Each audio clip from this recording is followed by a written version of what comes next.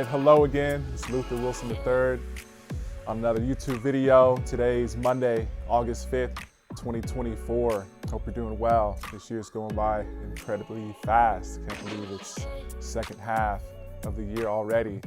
All right, so as a lot of you know, real estate investor, real estate professional here in the Kansas City market, representing for Upside Property Services and Upside Capital, working primarily with real estate investors, long-term buy and hold, cash flow investments in and around the Kansas City area. And in today's video, I wanted to talk about our bread and butter, seller financing and creative financing. So that's one of my specialties, one of the things that me and my partners, my mentors are known for. And we've been able to help several investors over the last at least decade with different types of seller finance transactions. So in today's video, I wanted to go over 5 main ways that investors or property owners can do seller finance transactions. And I wanted to also talk about some of the main concerns about seller financing. All right, so I'm just going to touch briefly on each one and most likely elaborate on another video about 1 or 2 of the main ways that we've been doing creative finance transactions. So, first things first, I feel like a lot of emphasis gets placed on how investors or buyers of real estate can acquire real estate creatively or through the use of seller financing. That's what a lot of us have learned early on because there's a number of reasons. We can a lot of times get into the deal or into the property for significantly less money. The funding doesn't show up on a credit report and we don't necessarily have to go and qualify for the mortgage. And there's other reasons why as well. But that could be great when you can make it happen. It's definitely a lot different. It's more challenging now in 2024 than what we've seen before. And a lot of investors, of course, want to acquire properties via seller financing or subject to the existing financing, which some of you, I'm sure, have heard about. But where we've been able to do the most transactions and help the most buyers, investors, clients, and so forth is using seller financing as a way to sell the property, as a way to exit or generate revenue and cash flow from that investment or from that property. All right, so the 5 ways that I know of, there may be more. The main ways that we do seller financing or that investors can do seller financing, the first one is true seller financing. All right, the second one is wraparound mortgage. The third one is one that I've done the most of personally, is contract for deed. All right. The fourth one is subject to the existing financing, taking over the existing mortgage. And the 5th one is lease option. All right. So, and we can get into a number of different things besides just the types of seller finance transactions that can be done. We can get into whether it's fully amortized, okay, whether there's a balloon or a short or medium and long-term payoff that comes due before the full length of the mortgage is owed. And we can talk about interest-only payments and that sort of thing. But I just want to get into some of the basics of it. And so the first one, true seller financing, would be when a property owner deeds the property to a buyer. It may be an investor, it may be everyday home buyer, and the seller owes no money on the property, right? But there's a mortgage that gets created, right? And that mortgage, that paper would be in this case in first lien position on the property, okay? Since the seller does not owe anything on the property and the seller grants ownership to the buyer, they deed them the property, And there's in Missouri, it'd be a promissory note and a deed of trust. In Kansas, it would be a promissory note and a mortgage that gets created. And since there's no money owed on the property, it would be in first lien position, okay? That's the first one, a true seller financing, all right?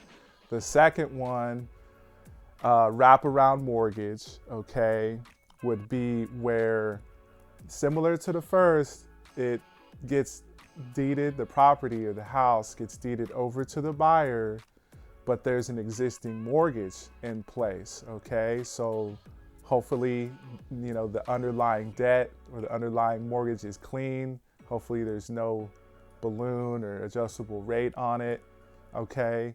And hopefully it's gonna be a shorter time frame and less money that's owed on that underlying debt, okay? So similar to the first, the property gets deeded over to the purchaser or the investor, but because there's a first mortgage in place, you want to have documents for the new note that gets created between the buyer and the seller. So that new note or that new mortgage that gets created is wrapped around the first mortgage, okay? Hence the name, wraparound mortgage, all right? We could get into, again, a number of different ways to do that.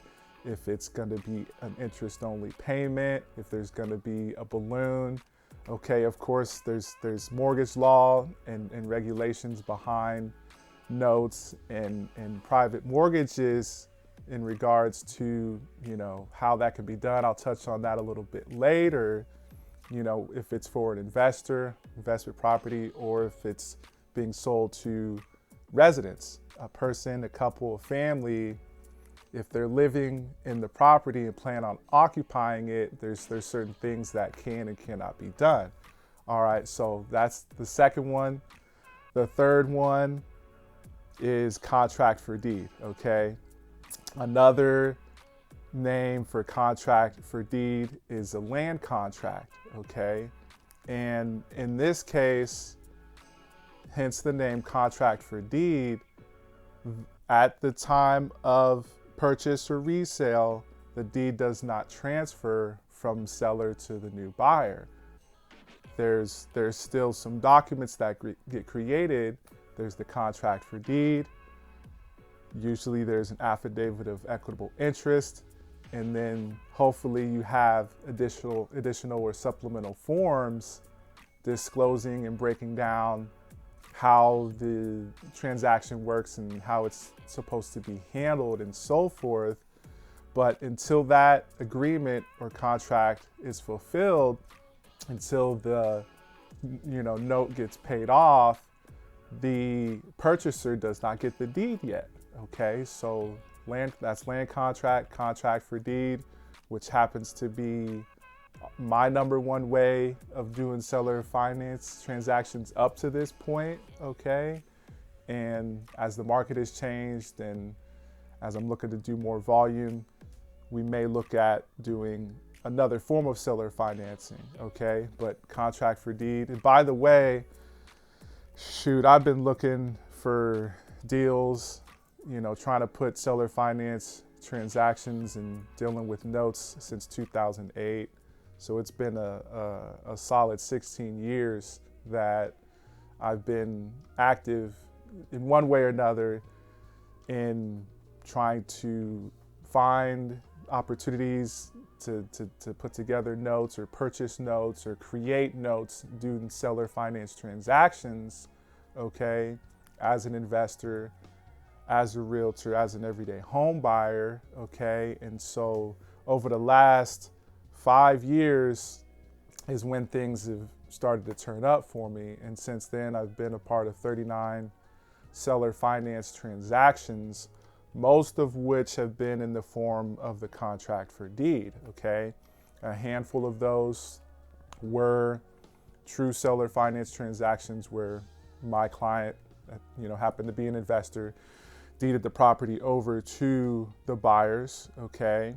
And, just a handful of those. So some of those were mine, some of those were clients of mine. I, of course, work with partners and we've been at it. So we're trying to take that to the next level, of course. So that was number 3. Got a little long-winded there. Contract for deed, also known as land contract, okay? Number 4, okay, I know y'all been waiting for this one. This seems to be the most exciting and juicy one. Subject to existing financing, all right? For whatever reason, the last few years, this has become more attractive, more sexy. A lot more investors have been reaching out to me and my father, who I've learned a lot of this from, in regards to how they can buy properties subject to the existing financing, all right? In that case, for a sub 2 transaction, you have, let's say, a single family home, more often than not, okay? The property owner may have the deed in their name or their entity's name, okay? And they're gonna have a mortgage in place that's in first lien position, existing mortgage, all right? That mortgage may be in their name, it may be in their entity's name, it could be in somebody else's name, but there is an existing mortgage there. In a subject to transaction, the property or the deed gets transferred, okay? It gets transferred to the buyer, which may be an investor. In a lot of cases, that's what a lot of investors think they want.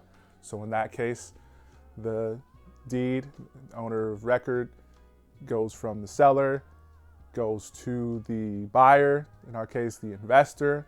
However, the existing mortgage will remain in that seller's name or in that seller's entity's name, okay? So there's, of course, some risks there, right?